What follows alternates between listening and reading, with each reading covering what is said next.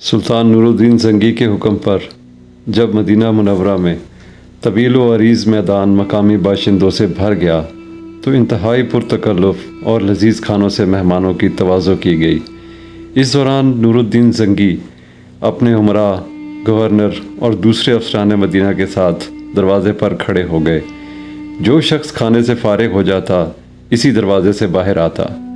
سلطان عادل اس شخص کو بہت غور سے دیکھتے، پھر جانے کی اجازت دے دیتے۔ دروازے پر موجود تمام امراء اور مدینہ منورہ کے تمام چھوٹے بڑے سرکاری افسر حیران تھے کہ آخر سلطان نور الدین محمود زنگی کو کس کی تلاش ہے۔ پھر جب دعوت کا آخری مہمان بھی کھانا کھا کر چلا گیا تو سلطان عادل نے بڑی مایوسی سے اپنے سر کو جنبش دی۔ ان میں سے تو کوئی بھی نہیں۔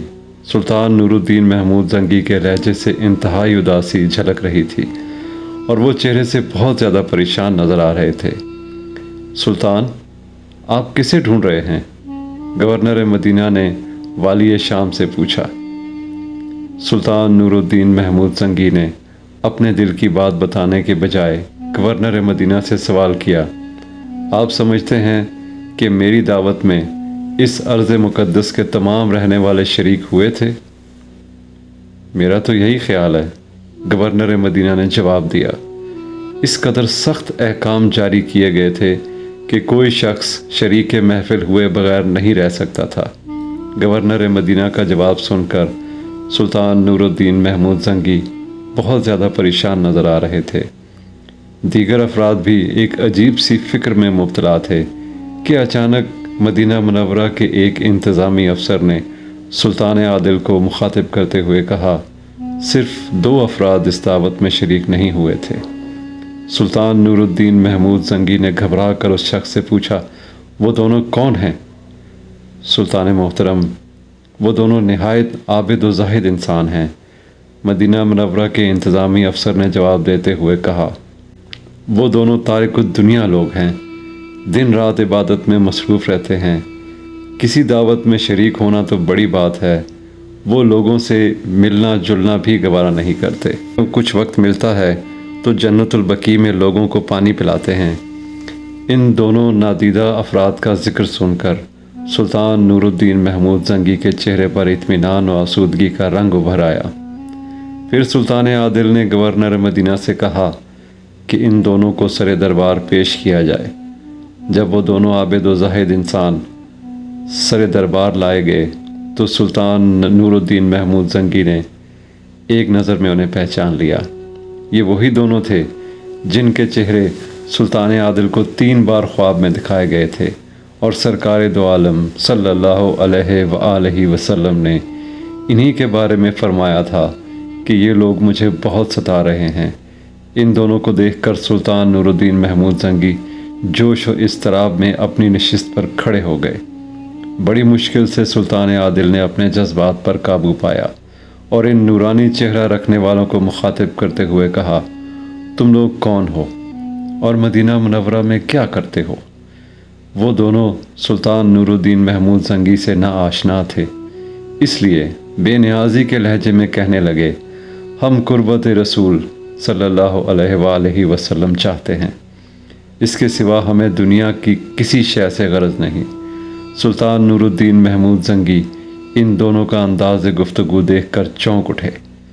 پھر سلطان عادل نے سخت لہجے میں انہیں مخاطب کرتے ہوئے کہا، تم اپنے بیان کی وضاحت کر دو کہ آخر کس طرح رسول اللہ صلی اللہ علیہ وآلہ وسلم کی قربت تلاش کرتے ہو؟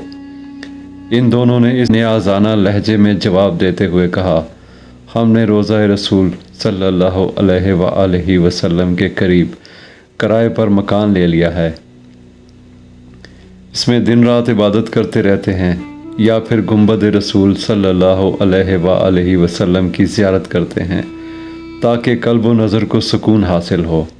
سچ سچ بتاؤ کہ تم لوگ کون ہو؟ یک سلطان نور الدین محمود زنگی کا لہجہ غضبناک ہو گیا تھا۔ کیا مسلمان کے علاوہ کوئی اور بھی روضہ رسول صلی اللہ علیہ وآلہ وسلم کی قربت کا طلبگار ہو سکتا ہے؟ ان میں سے ایک نے بلند آواز میں کہا، جیسے وہ سلطان عادل پر اپنے زہد و تقوی کا رعب ڈال رہا ہو۔ تمہاری ظاہری شکلیں تو اہل ایمان کی سی ہیں، مگر تم مجھے اندر سے مسلمان نظر نہیں آتے۔ سلطان نور الدین محمود زنگی کی آواز سے بدستور غصہ جھلک رہا تھا۔ ایک مسلمان کو زیب نہیں دیتا کہ وہ دوسرے مسلمان کے ایمان پر شک کرے۔ دوسرے شخص نے انتہائی ناگوار لہجے میں کہا، دلوں اور نیتوں کا حال تو صرف اللہ ہی جانتا ہے۔ بے شک، سلطان نور الدین محمود زنگی نے پرجلال لہجے میں کہا، مگر میں نے ایسا کوئی مسلمان نہیں دیکھا کہ جو رسول اللہ صلی اللہ علیہ وآلہ وسلم کا نام مبارک لے اور ان کے اسم مقدس کے ساتھ صلی اللہ علیہ وآلہ وسلم نہ کہے۔ اتنی طویل گفتگو میں تم نے ایک بار بھی سرکار دو عالم پر درود و سلام نہیں بھیجا، پھر تم کس طرح رسول اللہ صلی اللہ علیہ وآلہ وسلم کے قربت کے طلبگار ہو سکتے ہو؟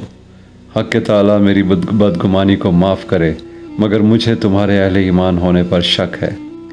یہ کہہ کر سلطان نور الدین محمود زنگی مسند سے اٹھے اور اپنے سپاہیوں کو حکم دیا، جب تک میں واپس نہ آ جاؤں ان دونوں کو اپنی تحویل میں رکھو اور سخت نگرانی کرو۔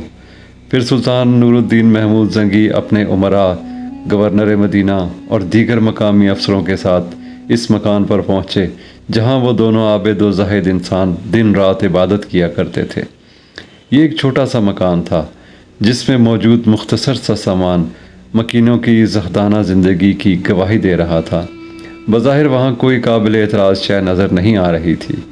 سلطان نور الدین محمود زنگی ان دونوں کی طرف سے مطمئن نہیں تھا۔ سلطان عادل نے کمر سے اپنی تلوار کھولی اور تلوار سے مکان کے فرش کو زور زور سے ٹھوکنا شروع کیا۔ ایک جگہ انہیں چٹائی کے نیچے فرش ہلتا ہوا محسوس ہوا۔ سلطان نور الدین محمود زنگی بہت تیزی سے جھکے اور چٹائی کو الٹ دیا۔ سب کی آنکھوں کے سامنے ایک عجیب منظر تھا۔ چٹائی کے نیچے پتھر کی ایک چوڑی سل رکھی تھی۔ سلطان عادل نے اپنے امراء کو پتھر کی سل ہٹانے کا حکم دیا۔ جب وہ سل ہٹائی گئی تو ہر شخص حیرت زدہ رہ گیا۔ وہاں پتھر کے برابر ایک خلا موجود تھا جو کسی سرنگ کی نشاندہی کر رہا تھا۔ سلطان نور الدین محمود زنگی پر چند لمحوں کے لیے سختہ سا طاری ہو گیا۔ پھر سلطان عادل نے ایک مشعل روشن کرنے کا حکم دیا۔ اس کے بعد والی شام مشعل لے کر تنہا سرنگ میں داخل ہوئے، یہاں تک کہ کچھ دور جانے کے بعد وہ سرنگ ختم ہو گئی۔ پھر جو منظر سلطان نور الدین محمود زنگی کے پیش نظر تھا اسے دیکھ کر سلطان عادل کے جسم پر لرزہ طاری ہو گیا اور بے اختیار آنکھوں سے آنسو بہنے لگے۔ سرکار دو عالم صلی اللہ علیہ وآلہ وسلم کے پائے اقدس نظر آ رہے تھے۔ سلطان عادل نے مضطرب ہو کر اپنے دونوں ہونٹ پائے اقدس پر رکھ دیے۔ وہ قدم جنہیں چومنے کے لیے صحابہ کرام رضوان اللہ تعالی علیہم اجمعین بے چین رہتے تھے، آج وہ عظیم سعادت سلطان نور الدین محمود زنگی کے حصے میں آئی تھی۔ اے اللہ، میں گناہ گار اس قابل نہیں تھا۔ سلطان نور الدین محمود زنگی حضور اکرم صلی اللہ علیہ وآلہ وسلم کے پائے اقدس سے آنکھیں مل رہے تھے اور زارو قطار رو رہے تھے۔ پھر جب سلطان عادل کا پورا چہرہ آنسوؤں سے دھل گیا تو انہوں نے آخری بار سردار انبیاء صلی اللہ علیہ وآلہ وسلم کے مقدس قدموں کو بوسہ دیا اور واپس لوٹے۔ جب سرنگ سے باہر آئے تو سارے امراء اور گورنر مدینہ اپنی اپنی جگہ ساکت و جامد کھڑے تھے۔ جب ان لوگوں نے سلطان نور الدین محمود زنگی کی سرخ آنکھیں اور آنسوؤں سے تر بھیگا ہوا چہرہ دیکھا تو پریشان نظر آنے لگے۔ گورنر مدینہ کے استفسار پر سلطان عادل نے بس اتنا ہی بتایا کہ وہ دونوں شیطان سرنگ کھود کر میرے آقا علیہ الصلوۃ والسلام کے مقدس قدموں تک پہنچ گئے تھے۔ یہ سن کر تمام لوگوں کا خون کھول اٹھا، مگر سلطان نور الدین محمود زنگی نے انہیں ضبط و تحمل کی تلقین کی اور دوبارہ مجرموں کو اپنے روبرو طلب کر لیا۔ اب ان کے لیے کوئی راہ فرار نہیں تھی، مجبوراً انہیں اعتراف کرنا پڑا۔ اے سلطان، ہم عیسائی ہیں اور اپنی قوم کی طرف سے تمہارے رسول صلی اللہ علیہ وآلہ وسلم کا جسم اطہر چرانے پر مامور ہوئے ہیں۔ ہمارے نزدیک اس سے بڑھ کر کار ثواب کوئی اور نہیں ہے، لیکن افسوس تم نے ہمیں اس وقت گرفتار کر لیا جب ہمارا بہت تھوڑا کام باقی رہ گیا تھا۔ اگر ہمیں 2-3 दिन की मोहलत और मिल जाती तो हम अपने मकसद में कामयाब हो चुके होते। इन दोनों की नापाक गुफ्तगू सुनकर सुल्तान नूरुद्दीन महमूद जंगी शिद्दत गज़ब से बेकाबू हो और चीखते हुए उन सफ़ेद शैतानों को मुखातिब करके कहने लगे, तुम अपने नापाक मकसद में किस तरह कामयाब हो सकते थे, जबकि तुम्हारी नक्लो हरकत की निगरानी वो आँख कर रही थी जिसे कभी ऊँग भी नहीं आती। ये कहकर सुल्तान आदिल मसनद से उतरे, अपनी शमशीर बेनियाम की और दोनों के सर कलम कर दिए। फिर जब इन शैतानों की लाशें ठंडी हो गईं तो सुल्तान नूरुद्दीन महमूद जंगी ने दूसरा हुक्म जारी किया, इन दोनों के सर नेज़ों पर बुलंद करके अर्ज़ मुक़द्दस की गली कूचों में फिराओ और तशहीर करो कि अहले मदीना लोगों के चेहरों और लिबासों से धोखा न खाएं।